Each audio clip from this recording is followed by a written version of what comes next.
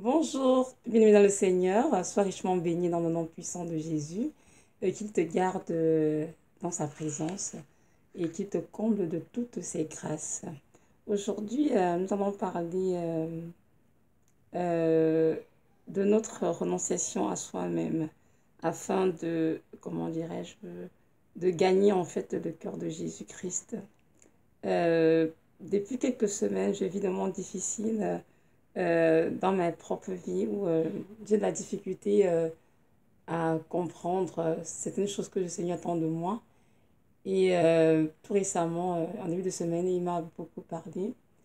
Et puis, il m'a fait beaucoup de ministère quand je dormais. Donc, il me donne vraiment la grâce de comprendre des choses qui semblent difficiles à mes yeux, mais qui sont pourtant importantes pour que je puisse non seulement les accepter, les pratiquer, pouvoir entrer au ciel, non, c'est ça. Donc aujourd'hui, mon message sera intitulé As-tu été réellement crucifié avec Christ? Parce que c'est une question que tu m'as posée à moi dans ces derniers jours. Et évidemment, je me suis rendu compte en faisant une grande introspection que non, j'avais encore du chemin à faire. Il y a encore beaucoup de moi dans certaines choses dans ma vie. Je m'invite vraiment à renoncer à tout afin de gagner Christ. Donc voilà, donc il écrit ici, on va lire directement, dans Galates 2, verset 20. Ça dit ceci, c'est Paul qui s'atteste aux Galates. J'ai été crucifié avec Christ, et si je vis, ce n'est plus moi qui vis, c'est Christ qui vit en moi. Si je vis maintenant dans la chair, je vis dans la foi au Fils de Dieu qui m'a aimé et qui s'est livré lui-même pour moi. Parole du Seigneur. Donc voilà, c'est ça le texte, et enfin le verset tout simplement. Et la phrase dit j'ai été crucifié avec Christ. Donc le Seigneur me faire réaliser que c'était du passé, en fait, et conjugué au passé, en fait, passé composé. J'ai été crucifié avec Christ. Donc, c'est une action déjà qui est déjà faite, déjà accomplie. Il m'a dit justement à la croix de Golgotha, lorsque je suis mort, je pensais à toi, à chacune des âmes pour laquelle je versé mon sang. Et en effet, vous tous qui êtes chrétiens avez été crucifiés avec moi à la croix. Cependant, c'est une crucifixion qui a pris lieu, comment dirais-je, dans le monde, dans la foi, mais pratiquement dans la vie réelle de tous les jours. Il faut l'acquérir, il faut laisser que cette parole soit vivante en vous, que vous puissiez laisser tomber vos projets, vos ambitions, pour me laisser vivre et régner en vous complètement. En fait, ce qui se passait, c'est que j'avais eu comment dirais-je, une conversation avec une personne qui m'était très proche. Et cette personne m'avait dit des choses vraiment très, très blessantes, donc des paroles, des propos que je trouvais vraiment détestables. Et évidemment, j'étais très blessée. Parce que personne avait dit et tout. Donc, je suis la prendre du Seigneur. J'ai dit, Seigneur, je pardonne. Enfin, je fais tout ce que le Seigneur veut, Seigneur. Mais tout de même, j'étais vraiment, vraiment très atteinte.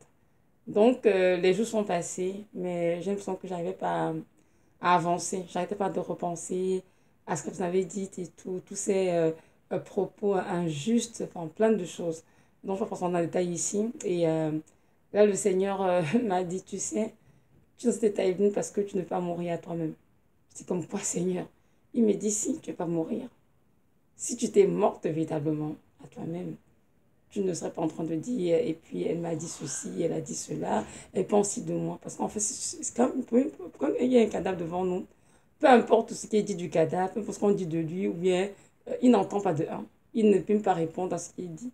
En tant qu'enfant, tu dois t'arranger, tu dois vraiment laisser le verset de Galate 2:20 être réel dans ta vie. Tu as été crucifié. Si tu as été crucifié, j'ai dit que c'est comme morte, en fait, morte évidemment dans la chair, évidemment, et tu vis par l'esprit, évidemment, comme dit Paul. Tu dois laisser la chair être crucifiée avec plus de passion afin de laisser le Saint-Esprit, comment dirais-je, vivre en toi, régner en toi. Et pour cela, il faudrait que tu acceptes de renoncer à ta propre chair. Parce que oui, Dieu veut t'accompagner à la Golgotha, mais tous les jours, tu es devant des situations difficiles, des situations qui te contrarient. Il faut toujours faire un choix. Tu choisis de faire ce que l'esprit veut ou tu fais ce que la chair veut. Là, en ce moment, tu es blessé et on voit bien que tu n'arrives pas à, comment dirais-je, à effacer de ton esprit, à vraiment comme Ne pas considérer ce que la personne a dit sur toi, juste comme, ok Seigneur, c'est ce qu'elle pense, ok c'est correct, mais je sais ce que tu penses de moi, que je suis en toi. Mais tu as laissé vraiment ça pour venir t'atteindre, atteindre ton âme au point que tu es frustré, tu es meurtri et tu as parlé, tu as beaucoup pleuré dans ma présence. Je dis, c'est vrai Seigneur. Il me dit, tu sais, tu dois comprendre que tous mes enfants passent par là. Moi aussi, quand lorsque j'étais sur terre, j'avais été injurée, injuriée. J'ai été traitée même de démons. J'ai été insultée, méprisée, abandonnée. Mais qu'est-ce que j'ai dit lorsque j'étais à la croix? Pardonne-leur qu'ils ne savent pas ce qu'ils font. Je n'ai pas laissé ce qu'ils sont en train de dire m'attendre. Mais juste choisi à accomplir ma volonté ici-bas, c'est-à-dire qu'il était devenu mourir à la Golgotha pour l'humanité entière. Toi aussi, en tant que mon enfant, il faudrait que la devin soit vrai dans ta vie. Il faudrait que tu saches que tu as été crucifié avec moi à la croix. Et que si tu vis, ce n'est pas toi qui vis en fait, c'est moi qui vis, Evelyne. Et si c'est moi qui vis en toi, tu peux pas dire, oh, elle m'a dit ceci, elle a dit cela, elle a fait cela, elle a fait cela. Parce qu'en fait, la vérité, c'est que ce n'est pas à toi que tu fais ces choses-là, mais c'est à moi.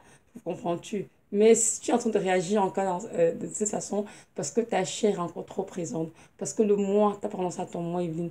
Le Seigneur m'a dit, Evelyne, tu dois accepter mourir. Tu dois accepter de mourir. Il dit, Seigneur, je suis en train de mourir tous les jours pour toi, pour beaucoup de choses. Il dit, je sais, mais c'est un cheminement. C'est un processus, mon enfant. Tu dois accepter mourir. Accepte de mourir. Laisse-moi crucifier ta chair.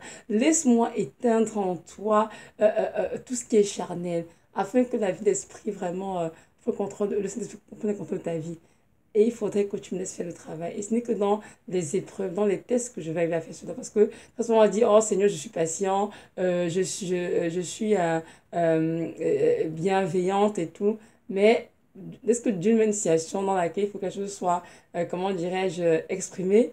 On se rend compte que, ah, mais tiens, en fait, quand je suis pas si patiente que ça, Seigneur, en fin de compte, oh, j'ai encore du chemin à faire dans tel domaine de ma vie, de tel côté de ma vie. Donc, le Seigneur me dit, tu vois, c'est comme ça que ça fonctionne et tout. Oui, c'est vrai, je suis dans la parole.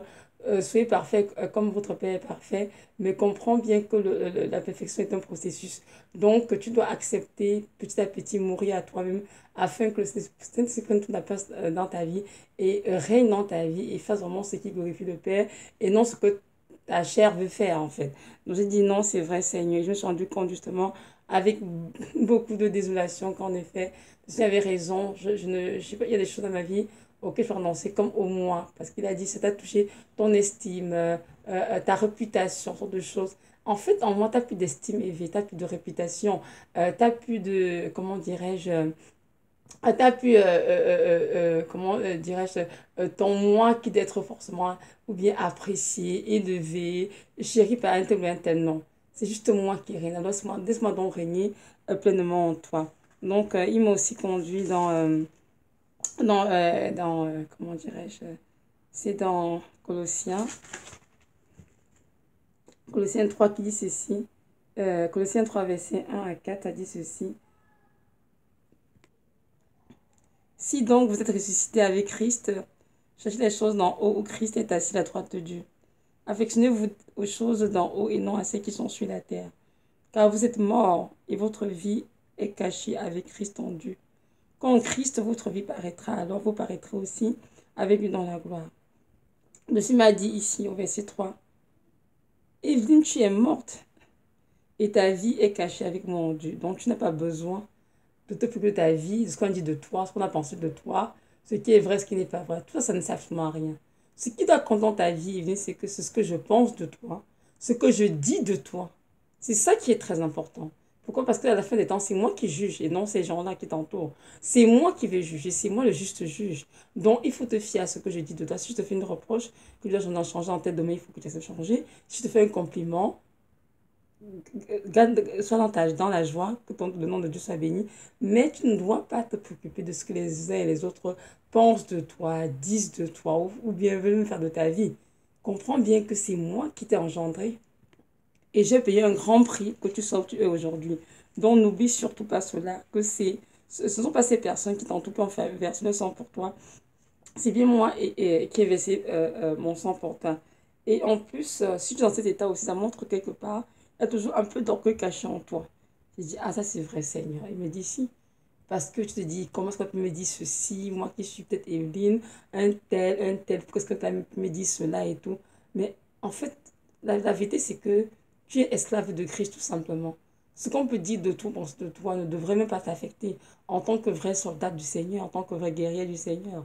Parce que c'est moi qui, de toute façon, qui vis en toi et qui règne. Non, même si on t'insulte, moi qu'on insulte.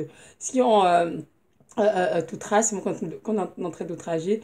Donc, je n'ai pas prêté attention à tout ce qui est dit. Tu dois vraiment te focaliser sur l'essentiel qui est vraiment de ta affection, des choses qui sont en haut, comme tu le dis dans Colossiens 3, des choses où je suis assis à droite du Père. Tu dois vraiment être constamment en train de te focuser sur la parole, la vertu, ton ministère que je t'ai confié, et c'est que tu es resté. Donc, arrête de te préoccuper des choses de la chair qui ne font que la guerre à l'âme et puis qui ne servent à rien en plus, à part de te détruire, de te rendre amer et avoir du ressentiment. Donc, je veux vraiment que tu viennes dans ma présence, tu me donnes la grâce de t'élever au-dessus de ce que tu peux vivre, ce que tu peux entendre, même ressentir, et de comprendre que toutes ces choses sont comme des distractions qui mis ton chemin pour t'empêcher d'accomplir ce que je t'ai créé.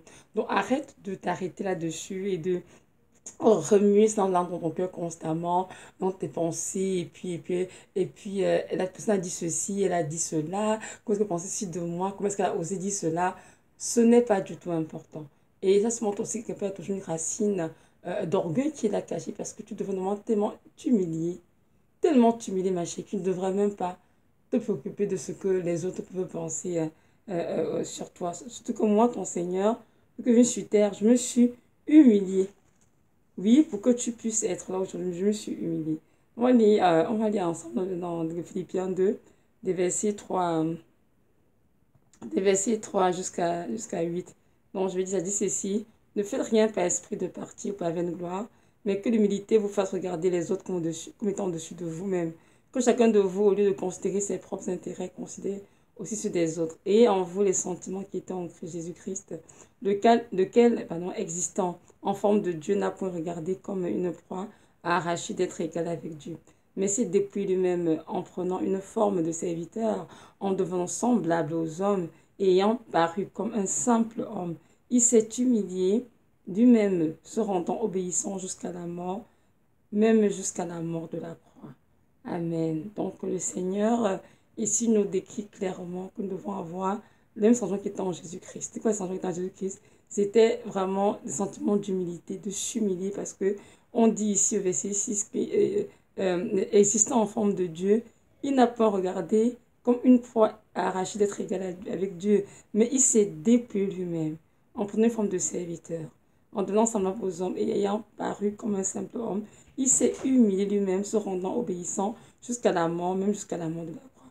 Donc Dieu s'attend à ce que chacun de ses enfants puisse se dépouiller de lui-même, s'humilie et accepte de souffrir et obéir au Seigneur jusqu'à sa mort. C'est très important, mais jusqu'à l'avènement, jusqu'à son avènement.